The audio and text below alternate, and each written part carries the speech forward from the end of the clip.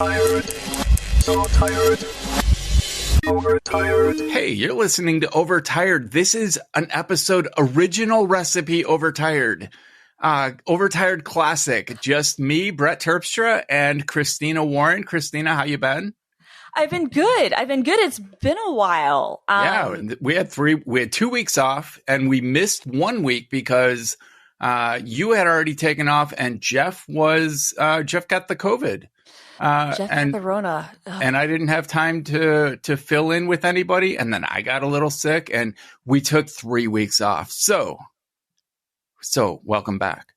Thank you very much. And it feels like it's been even longer than that because I think it's been like a month since I've done a pod because of all the travel and stuff that I did. So I'm very grateful to be back. I'm sorry that Jeff can't be with us. He'll be with us when we record next time. But yeah, Overtired classic, OG Overtired. I gotta say, OG, there we go. I don't know if Jeff will ever listen to this episode, but he won't. As much as I love the classic recipe, I really like Overtired with Jeff. I really like having him on. I love having him on too, and it's weird for us to have like the throwback to like what was our like typical thing for years. Feels like we're missing a limb. Kind of like I didn't ever know that I wanted 3 arms, but we are. So you did some travel. Where'd you head? So I was in Denmark, and then I was in Tel Aviv. So I didn't know about that one. Yeah, that one was right after Denmark. So I literally left Denmark and I flew to Istanbul, and then from Istanbul went to Tel Aviv, and then I was in Tel Aviv for like 4 days. And so it was a quick trip, but I wish that I could have been there longer.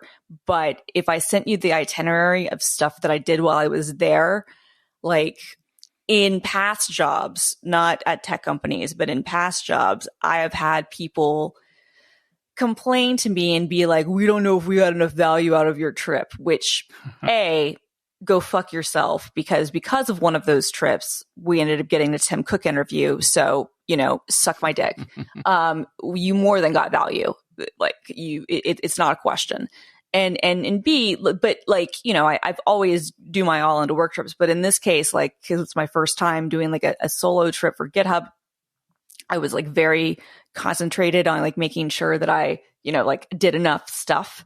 And no one could argue. Like, I don't even think like the most like pedantic or like biggest asshole could like look at all the my itinerary and be like, yeah, Christina didn't do enough work related things on that trip to justify it was great the though. Trip.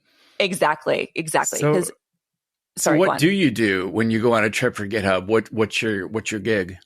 So, I mean, in this case, I was doing a lot of talks and a lot of community things. So this was what my itinerary was when I was in Tel Aviv. So I got in at like 2 o'clock in the morning.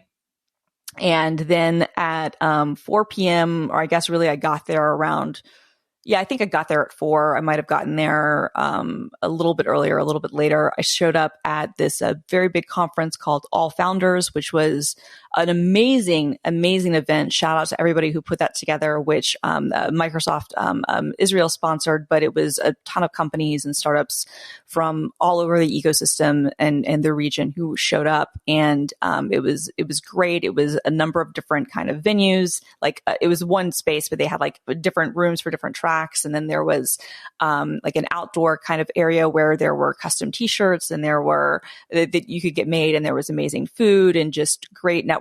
It was a really, really good event. And so I gave a talk there where I basically did like a code to cloud roadmap by GitHub, where I kind of showed the process of how you could kind of, take an issue and use that, use code spaces to, like make, changes to the code, and then, use actions to push to production. And so I did that demo, and that was the first time I've done that talk. And I'm actually really proud of myself because I wrote it and did the demo and stuff in the hotel that morning. Nice. And the venue didn't have great internet, so I had to pantomime to the recording, which can be difficult.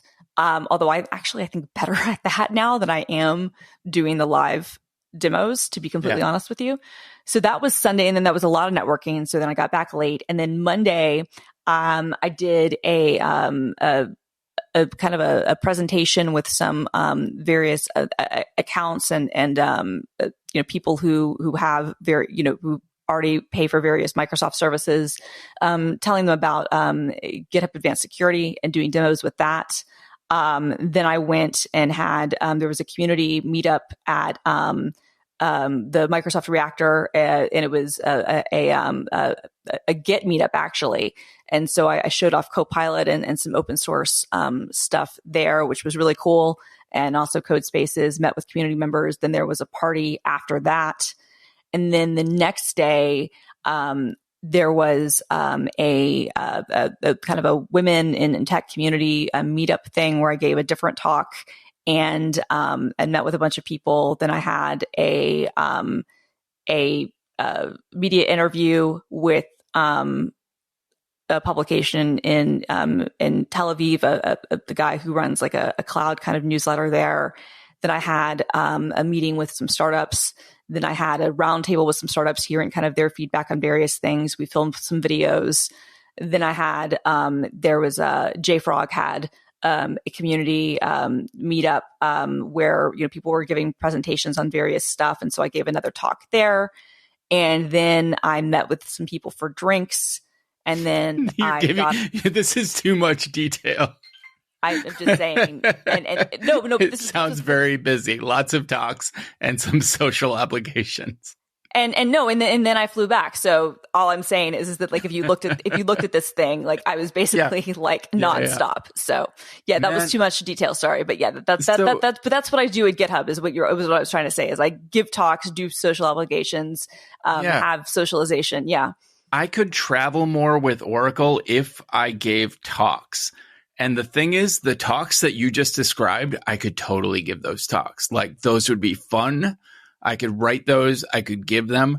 When it comes to Oracle Cloud Infrastructure, I'm about to get certified in OCI, but nothing about it really excites me to the extent that I want to write a talk and give it in public. Right. And no, totally. Like GitHub, on the other hand, man, I'm all about GitHub. Right. No, I was going to say GitHub makes it easy. When I was at Microsoft doing Azure stuff, it was more like your scenario, right? Like it was a little bit harder because it was one of those things where, especially when I first joined, I didn't know anything about Azure. So I had to like give myself I had to learn. And so then I wrote a fundamentals track and gave a lot of talks about those things. But when new features would come out, I would give talks about that stuff and try to show off cool demos and integrate things. But yeah, that was always a challenge for me. And the reality of it is like GitHub, it's a breeze because I care about it and I like it. So this is obviously a good fit for me. But if you're going to give talks and you work at a tech company, yeah, the reality is sometimes you're giving talks about things that A, you don't know a ton about, B, you might not be super passionate about. Yep. And that doesn't matter. And then C, you have to answer a bunch of questions about things that you don't really necessarily know a lot about. Yeah. So you have to learn on the fly. That's my fear is Q&A. Like if someone gives me a script or even bullet points, like I can make a presentation out of it, but like being able to answer interesting questions anyway. And a lot of times your answers are, I'm going to have to check on that for you, or I'm not quite sure, or sometimes no, which is hard for people to say, if the answer is no, we don't have a support for this or that. And then just turn that into an opportunity to gather feedback. But yeah, so it was busy. This conversation could dovetail multiple directions. I kind of think we should get the mental health corner in. I totally agree. Because my mental health corner actually overlaps this job conversation a little bit. Mm-hmm. Do you mind if I go first? Please go first. So I finally had a manic episode after like 4 months of just being stable. I had a one night manic episode. And then I had like elevated mood for like a week after that, but I didn't lose any more sleep after that first night, which is kind of an ideal manic episode because I finished a month-long project in one night. And I created something like I had this project at work that I knew was coming up and I knew was going to take, like I wasn't 100% sure I could do it. Right. I wasn't 100% sure it could be done. It was a hacking programming thing, extending Jekyll to work with, to basically make it so that Jekyll could publish straight from GitHub into Oracle's content management system, which is abysmal. And to create an interface between the two. And I wasn't sure it could be done. And I was a little worried. I kept telling everyone, yep, I got this. Let me know when to start. I'm going to need 2 weeks. And then my manager was like, all right, you have 1 week. It's go now.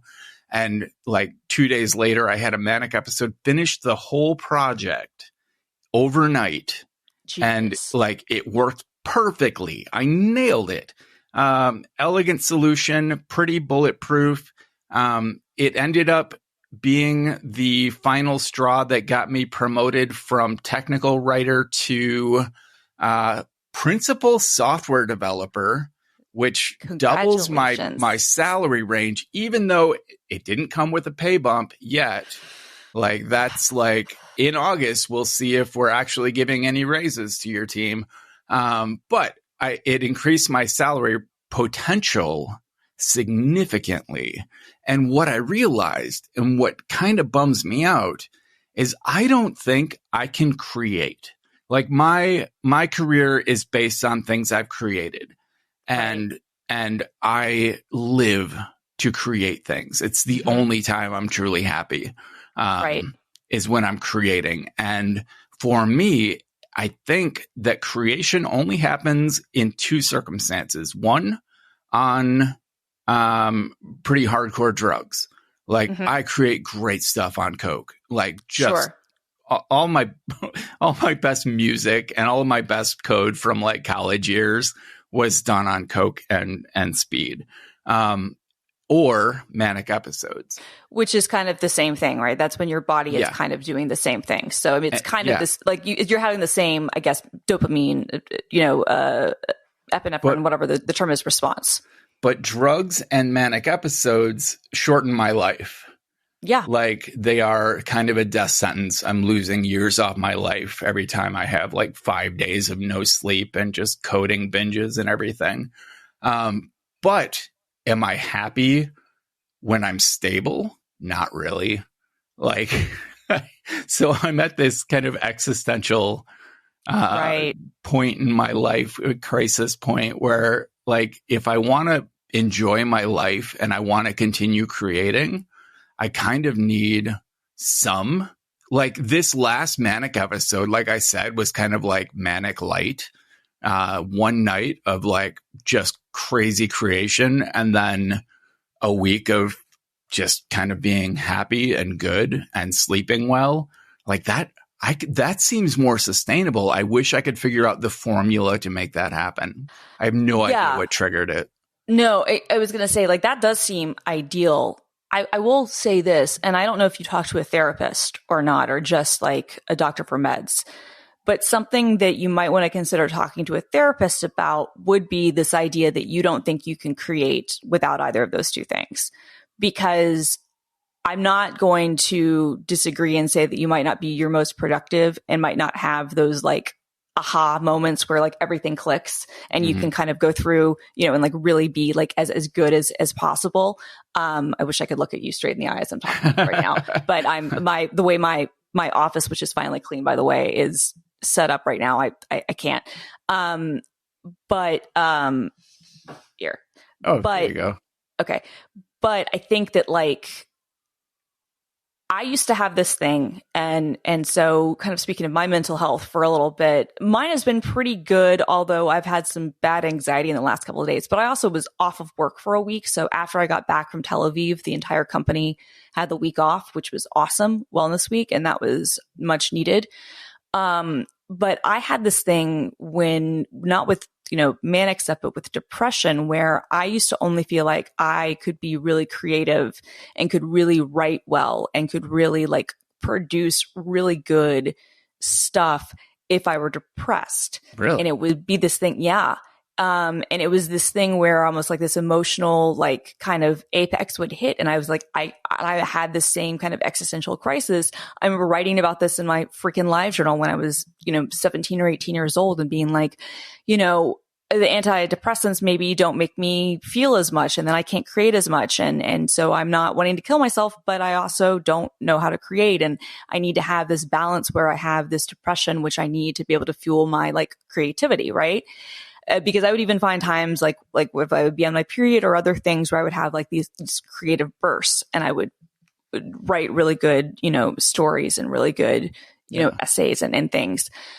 The problem, and this is, I'm sure probably a problem for you too, is that, the manic stuff and like the coke and whatnot, you can be really prolific and you can create really well.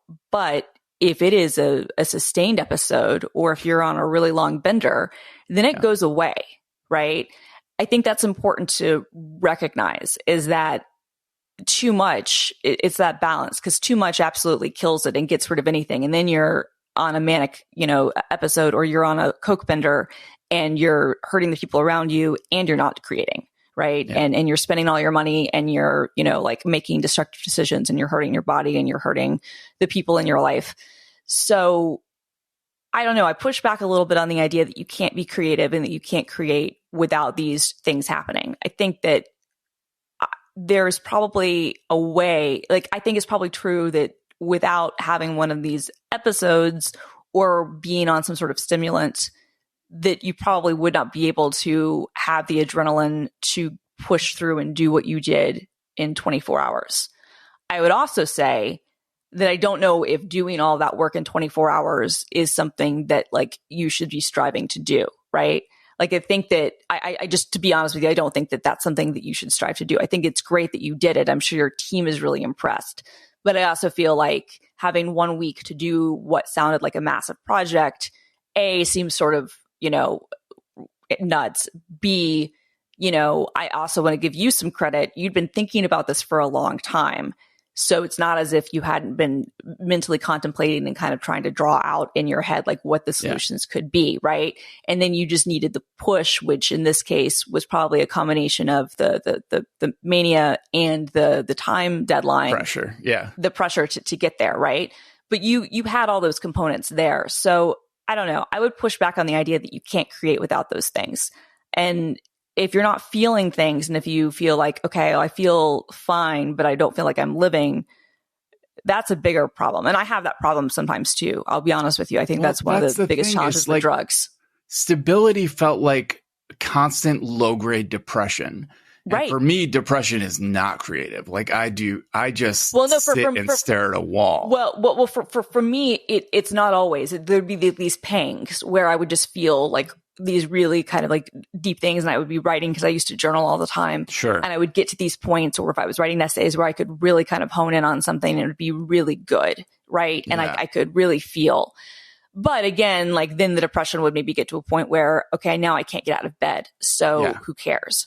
So I get what you're saying, because this is, I think, one of the critiques and the challenges that most of us who are on drugs to keep us from killing ourselves or from like spiraling out of control deal with, which is that many of them do dull our senses to the point that like we feel like we're drones and we don't feel like we're doing anything. And that sucks. I wish that there was a way that you could consistently have, every 6 weeks or so, one of these, periods of time where you could have this. If people could bottle that up and sell it, I think that would be amazing. But I will say, I will push back on the idea. I think that you can create without it. And it might be a matter of having to like reassess and like reframe in your own mind what creation is. Because sometimes we set things up. I mean, I know that I did this where there was a period of time where I thought the only way I can be creative is if I'm depressed.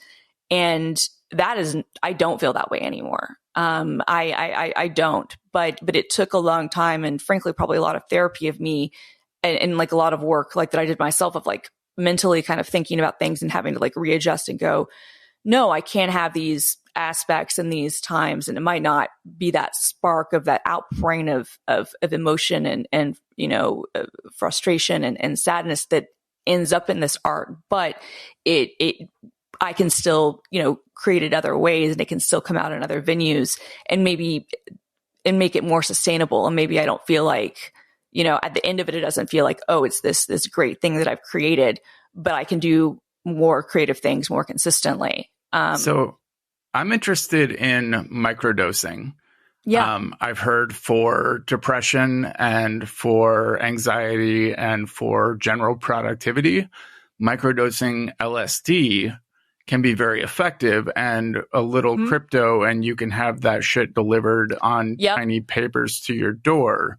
Right. I was going to ask, do you think you can microdose cocaine? But then I realized that's basically what Adderall is. I was going to say that's basically what that is.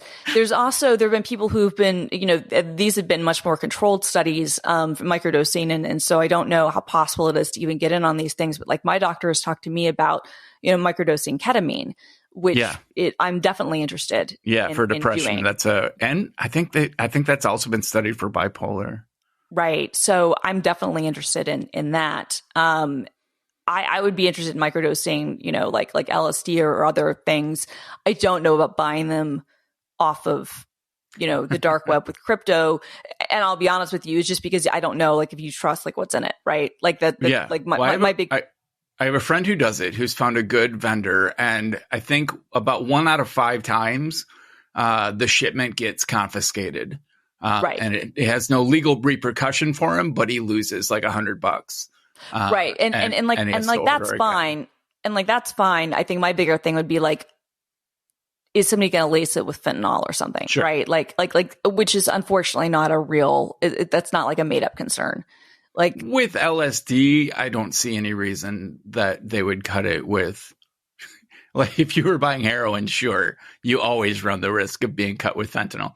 But if you're talking about blotter paper, I don't see. I mean, probably. I'm just saying, like, I might be being a little bit paranoid there, but I just also don't know what margins and what other things are in the drug trade. And so, like it would be, I don't know, that feels. I think the only concern with LSD is that you get a bunk batch, like you get ripped off and you get nothing. I don't see, I just do not know of any circumstance where LSD is cut. I don't even think that's possible. It's possible to cut heroin with things that also give you opiate reactions.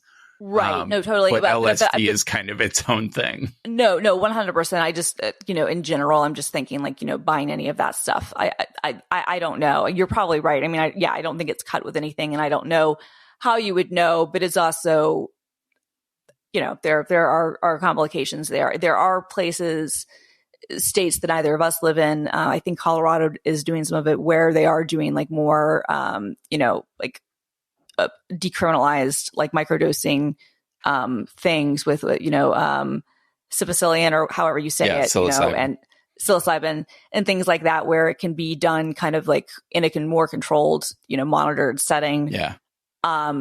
That's interesting to me. And I mean, I think that would be, I hope that more of this stuff takes off, especially, well, who knows? Because on the one hand, we do have, rising acceptance of marijuana as being legalized, and at least, some of these things for medical uses being like not decriminalized. Like all kinds of hallucinogens are being decriminalized for medical use right now.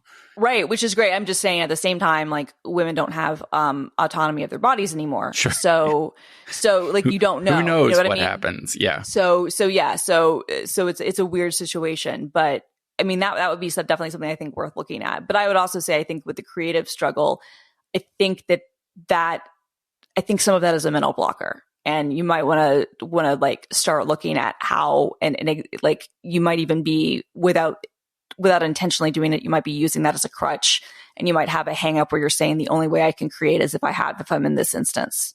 Yeah. And that might just not be true. I'm exploring, I'm on a waiting list for a new therapist right now, but it's like a year-long waiting list. So I'm exploring other options, but I'll keep you posted on that. How's your mental health? It's okay. Like I said, it was really good to travel. Like that did so many good things for my mental health. Like just being around different people and like being out again. Like the last 2.5 years has been bad on all of us, but like, it's just, it's sucked. And so it was really, really nice to be like out again and in other cities because I really enjoy that. But yeah, I do have some depression right now for sure. And I'm not really sure. I'm getting emotional even talking about it. I'm not even sure like how to address it because I do feel like I probably need a complete like med, like kind of reeval. And that's going to take time. And that's even the thought of that like is just overwhelming. But in brighter news, like my office, it's not completely clean, but it is in significantly better shape than it's been in well over a year and a half. And so that's really good. And it's on its process of getting better. And that's going to help significantly. And you have an Imelda Marcos wall behind you. Of shoes. Yeah. No, so the fact that you are going through what you're going through right now makes your Tel Aviv schedule even more impressive. Like that you were able to pull that off while also going through clinical depression. That's amazing. Yeah. Well, I mean, that helps with the clinical depression, to be completely honest. Sure. Well, it's this weird thing because, they call it, I think, like exposure therapy or something where like you have to do things when you don't feel like you need to do them. And in that case, like I was in, Copenhagen, and that was amazing. I was with people, and then I was in Tel Aviv, and there is a certain sense to this. And I think that this is maybe how I've dealt with a lot of things over the years is just by being so busy that you can't even think about how you're feeling. Yeah. Which may or may not be healthy. It's probably not the healthiest, but it's also it depends. But to be candid, it's like clinical. Like if you were grieving something and you had like feelings you really needed to process, then sure, it would be unhealthy to distract yourself.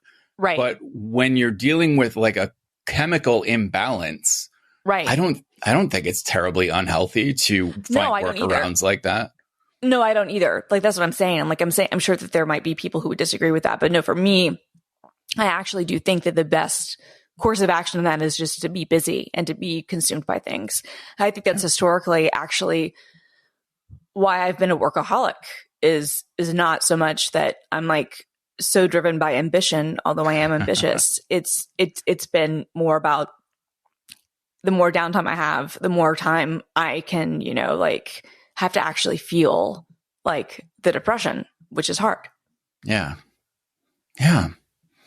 All right. Well, would you like to do the ZocDoc read or should I was going to say, no, I can do the ZocDoc read. And I think that's a good segue here. So if you are looking for a new therapist or someone else to maybe help you find legal ways of microdosing, or just, treatment in general for anything, ZocDoc might be a place you want to check out.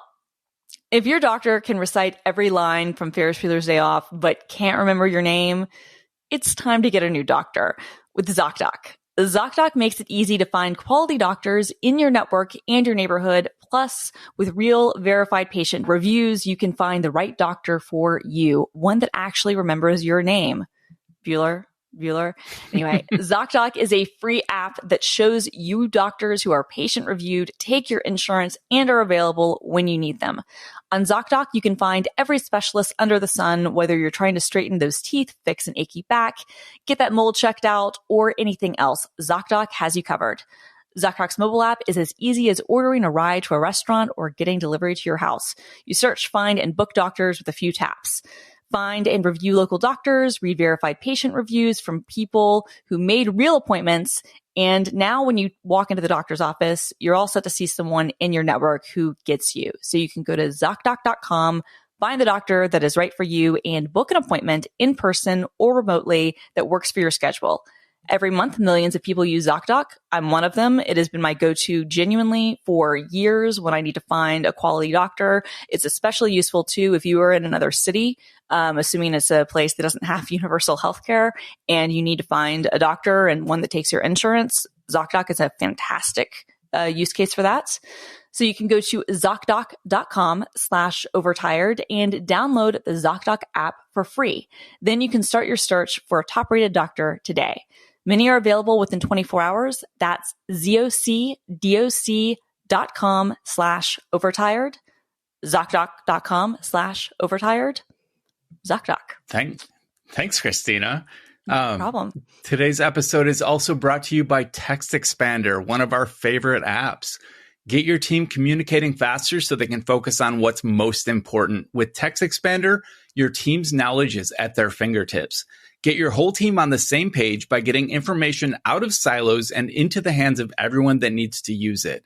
You can share your team's knowledge across departments so your team is sending a unified message to your customers and isn't spending time reinventing the wheel. Here's how it works. First, you store it. Keep your company's most used emails, phrases, messaging, URLs, and more right within Text Expander. Then you can share it, get your whole team access to all the content they need to use every day, and then you expand it. Type a couple keys and deploy the content you need with just a few keystrokes on any device across any apps you use. It's that easy. Text Expander is available on Mac, Windows, Chrome, iPhone, and iPad. And Overtired listeners get 20% off their first year. Just visit textexpander.com/podcast to learn more about Text Expander. I also realized, like, you talk about Text Expander and you're like, anything you repeat a bunch of times, you want to have in Text Expander to save you time. But there's also a use case for shit you only use once a year.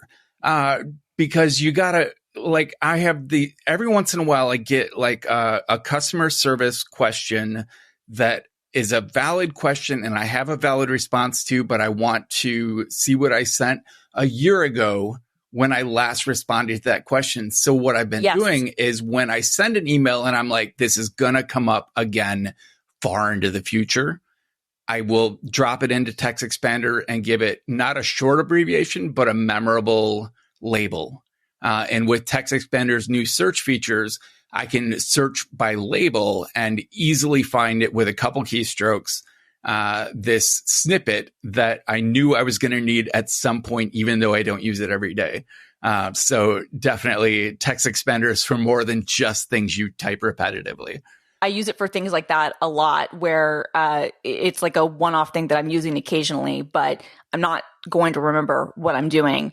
And so this is just a really easy way of saving myself time from having to go back and search it up again. But I love that idea of using it almost as a paste bin, for like your knowledge base of stuff. That's really smart. So MacStock is next weekend. I told Aaron that I would give you shit for missing this one after you said you might come.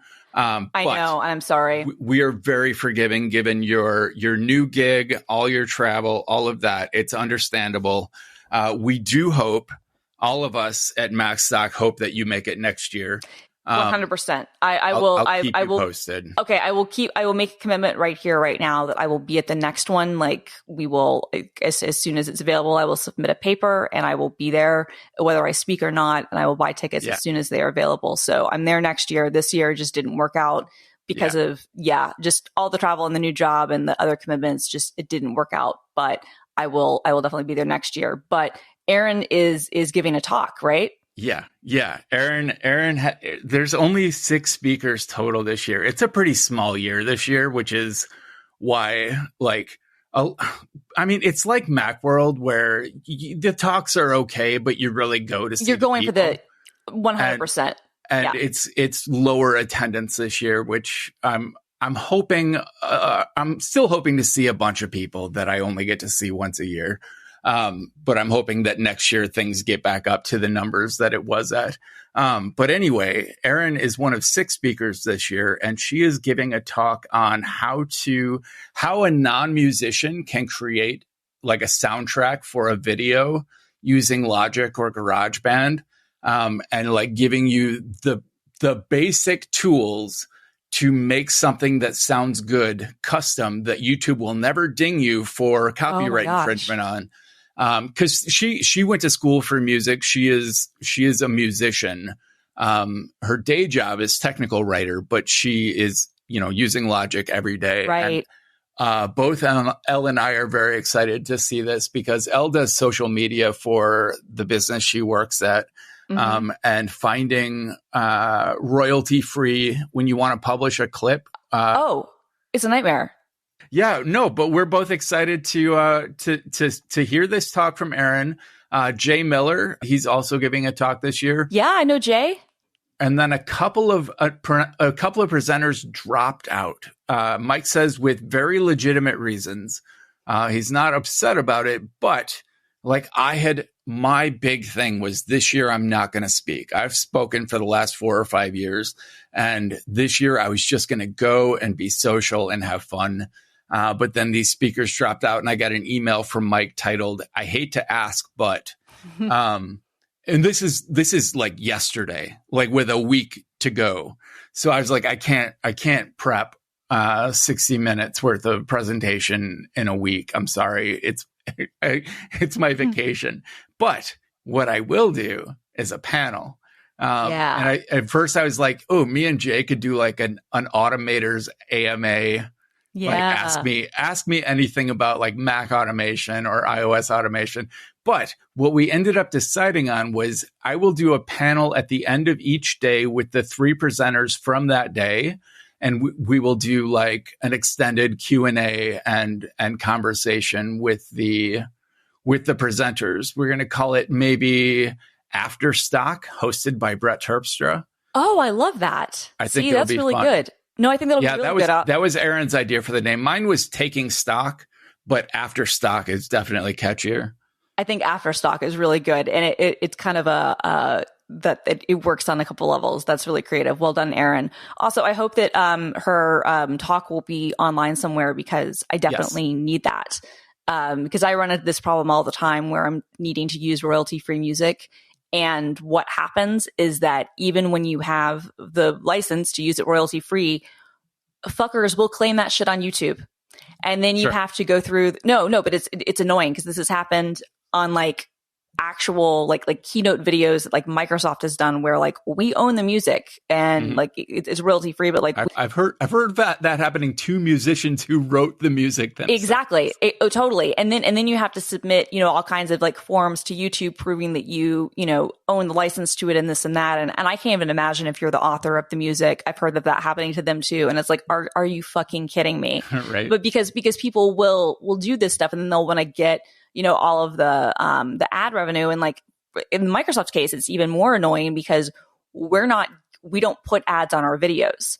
So you would have 2 options. One, monetize the video and all the money then goes to these assholes who are completely illegally claiming things. Or 2, you have to like sub out, just like, mute where the 15 seconds or wherever it is where the music is playing. Yeah. But, but that can be frustrating. So I think that it's definitely easier to get around this if you can create something original. And I don't know where to even start with that. So definitely would want to watch this. With a little bit of basic music composition foundations, like just the basics, you can take royalty-free loops that come with like Logic and GarageBand, and you can customize them into something that people haven't heard before.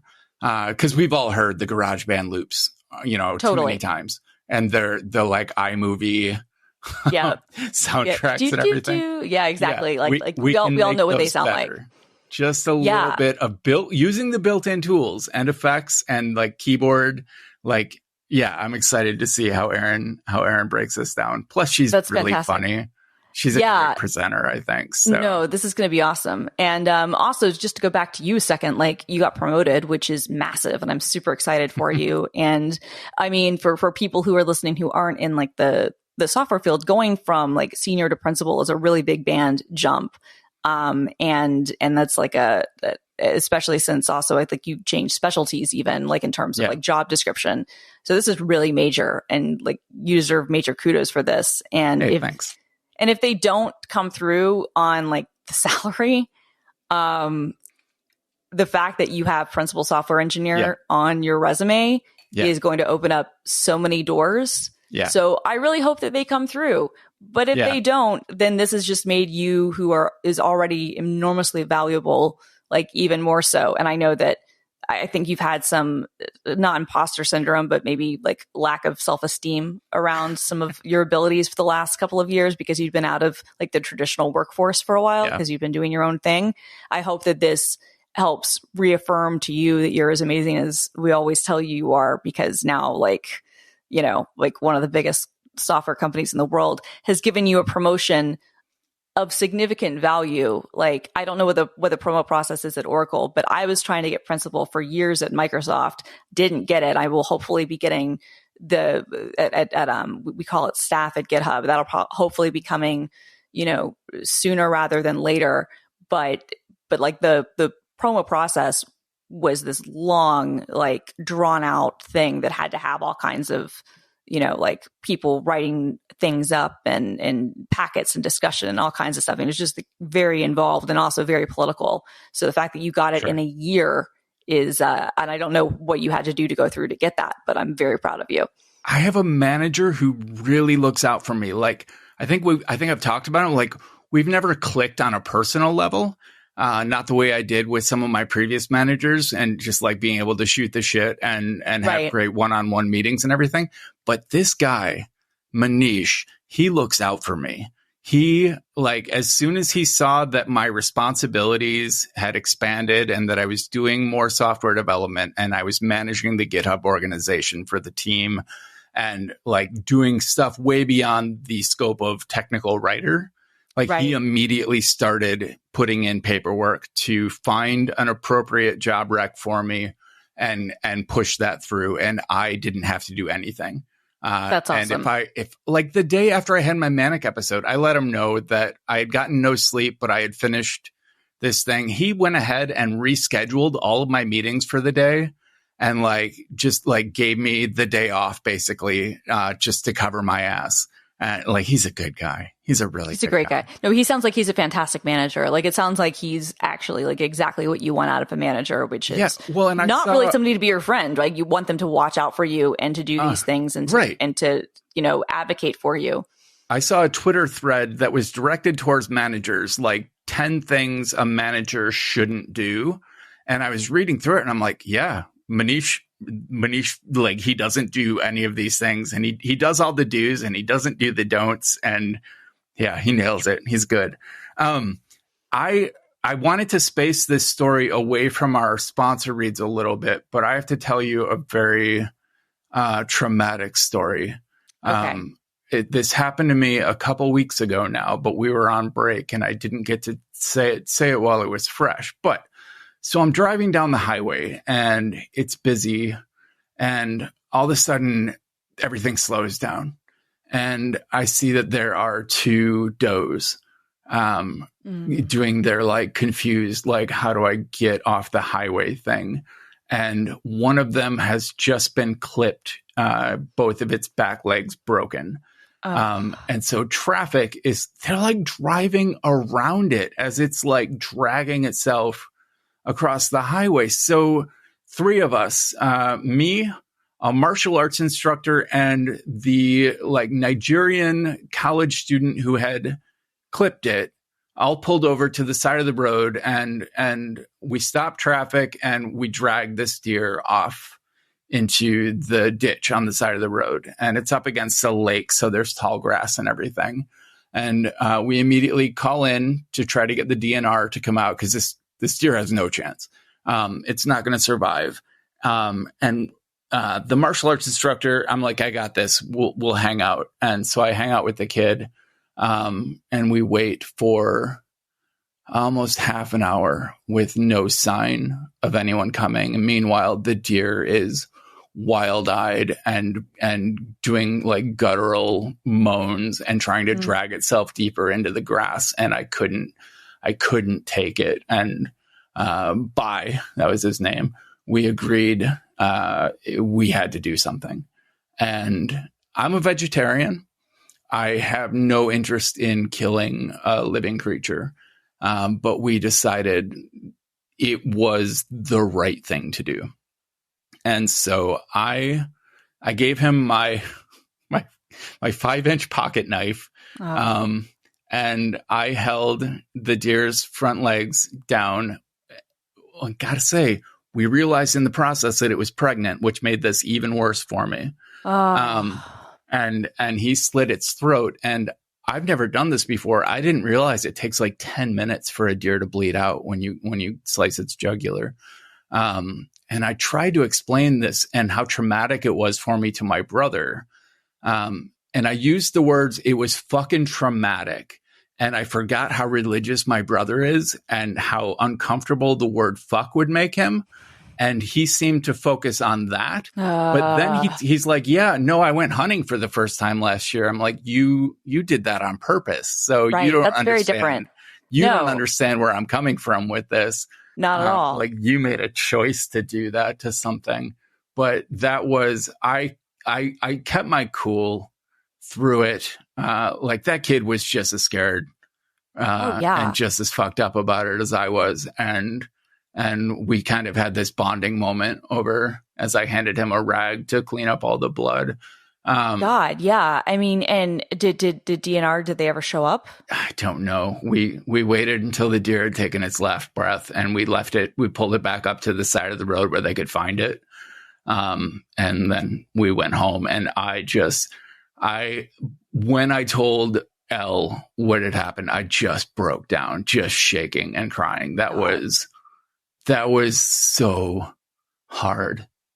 I really hope I never have to do that again. It's hard enough putting animals down humanely, like pets, when you can do a comfort hold and you can watch them peacefully go. But basically having to murder a sentient creature is definitely not on my list of experiences I want to repeat ever.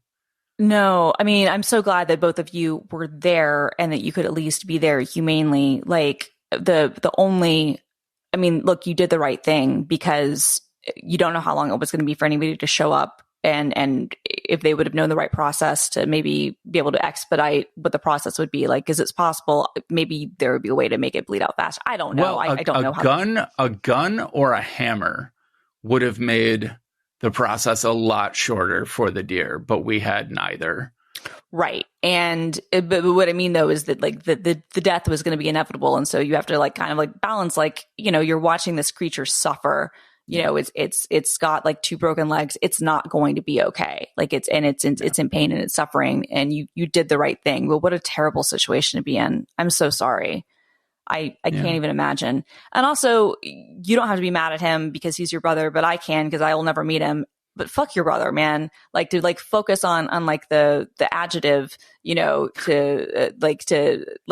or adverb or whatever, to focus on that rather than the fact that you've had to, put down a living creature. Yeah. And then to have the temerity to like compare it to hunting, which, as you said, that's his choice.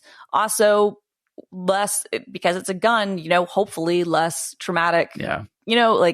Just I'm pretty down on my whole family right now. My brother is visiting and he brought his 3 kids and his sister-in-law's 3 kids because they had a whole marriage problem and she dumped. So I had 6 kids under 10 years old and I was supposed to like visit and hang out with them. And like, they're so religious and it's just, I can't handle my family. I don't like my family.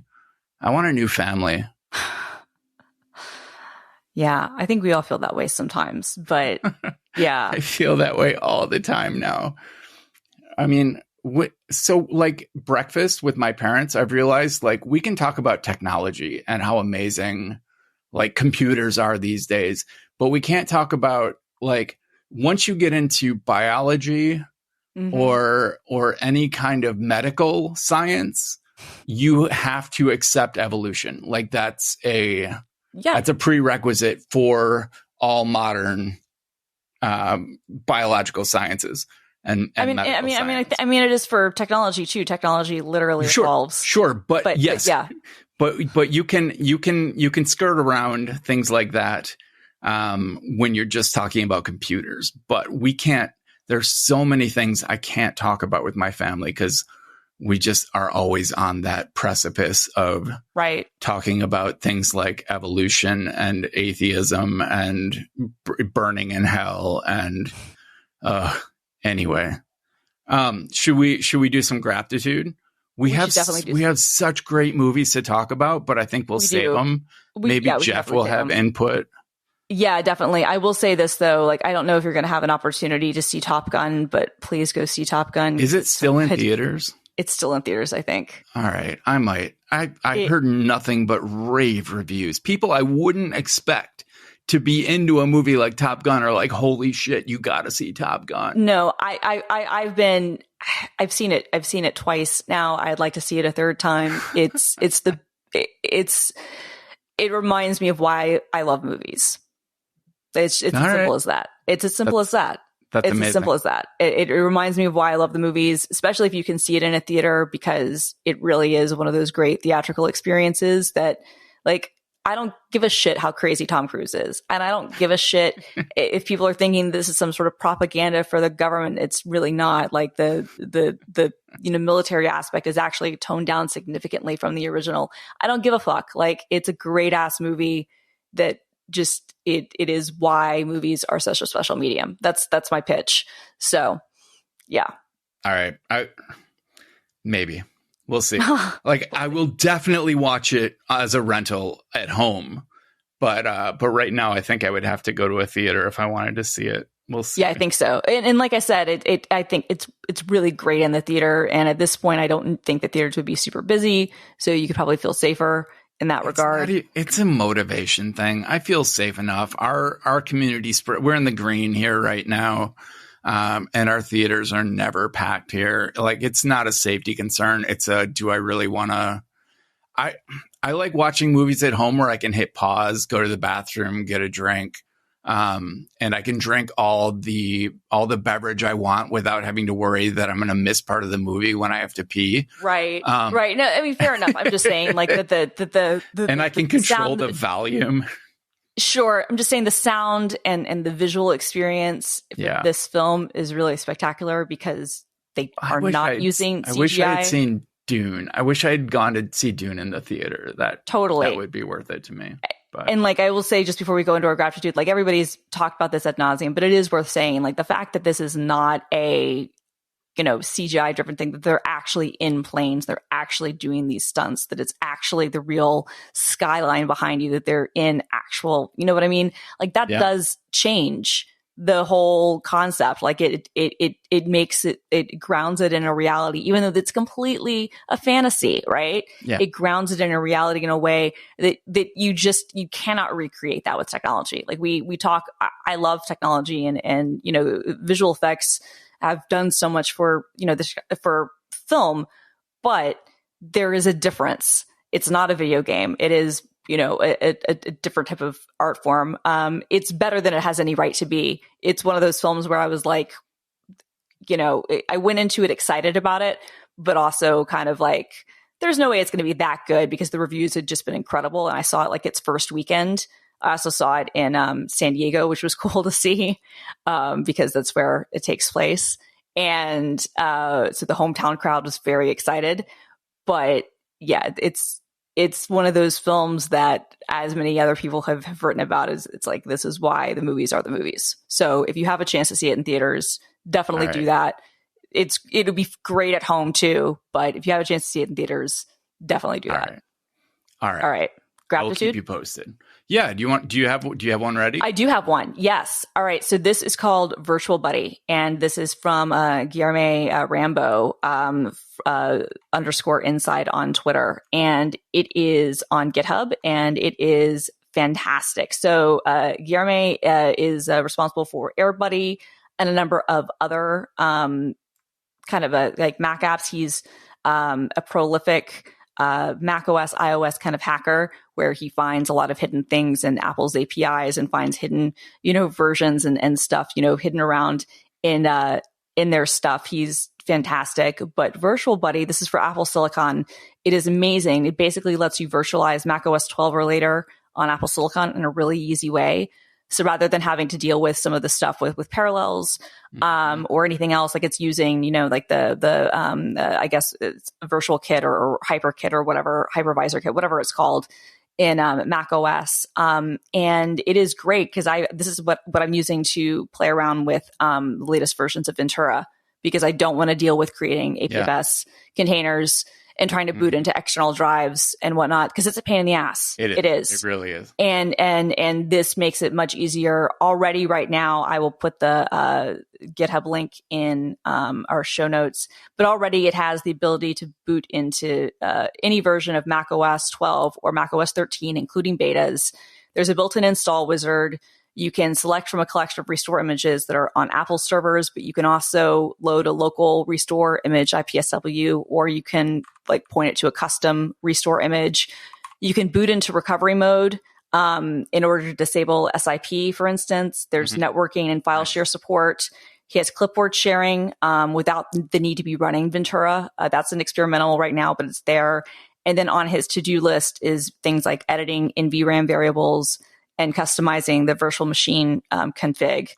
So right now, it's really, really good, and it's OSS. Like I can't say enough good things about it, and I feel a little guilty because I also chose this as a story that I covered on the download this week. But frankly, it's so good. Like I want more people to be aware of it, and I think for our audience of listeners, this is definitely one of those apps that is great. It is Apple Silicon only. So if you're still on an Intel Mac, you're going to have to continue doing things the hard way. So on my iMac, I have to do it the hard way, but it's really, really great. And I, huge fan. Nice. Perfect. I wish there was a way to virtualize older OSs on Apple Silicon, but I know there is not. There's not. I mean, that I think someone will figure something out. It'll have to be running through, like Kimu or something like that. And someone will figure it out. But that is definitely a difficulty. On another episode at some point, we'll have to talk about some of my adventures of doing various retro gaming stuff on my Steam Deck. Nice. Cool. All right. What about you? All right. So we've covered Better Touch Tool before, but Andreas just released Better Touch Tool with Stream Deck support. Nice. Which he has been teasing for ever now. And I have been excitedly waiting, and it's out now, and I have revamped my whole Stream Deck to use Better Touch Tool widgets. It gives you like full two-way integration and makes your Stream Deck fully scriptable. So you can have like anything on your computer can now like trigger different groups and buttons on your Stream Deck, and your buttons can show like status. Like I have a whole page of like bunch buttons, and they light up green when that bunch is active. And I had this script called BTT Stats that I originally built when I was doing all those touch bar experiments. And it can add buttons to your touch bar and then function as the status script for that button. I updated it to work with Stream Deck buttons. So now you can add widgets to your Stream Deck. And Andreas already released a CPU usage widget and a now playing widget and a weather widget that are ready to go without any of my scripting. It's super fun. It's fantastic. You have the option to run it as a plugin, so you can drag like a Stream Deck button into a Better Touch Tool button in the Stream Deck software, and then assign it to like a specific widget. Or Better Touch Tool can completely take over control of your Stream Deck. And nice. And it's like the beauty of the Stream Deck software is the drag and drop and being able to just like modify a button visually. You can't do that with Better Touch Tool. You have to kind of put things in the right order and then expect them to display properly. It's entirely workable and way more powerful, but it does take a little extra fiddling. Totally fun though. Both of those will be linked in the show notes along with Virtual Buddy. And yeah, I think we saved the rest of these topics. We've covered mental health and jobs and Mac stock and mercy killing and Top Gun. This has been a roller coaster of an episode. Welcome back. Thank you very much. I'm glad to be back, and I'm going to be even more excited when Jeff is with us in the next episode. Yeah. We got to schedule that recording. definitely. I'm off for the next 2 weeks. Other than Yay! being gone next weekend for MacStack, we'll figure it out. That's so exciting. Enjoy your vacation. Congrats on the promo. And my condolences for what you had to deal with the deer. But I'm also glad that you were able to talk about that. And yeah. Yeah. All right. Well, Christina, get some sleep. Get some sleep, Brett. The system is going down now.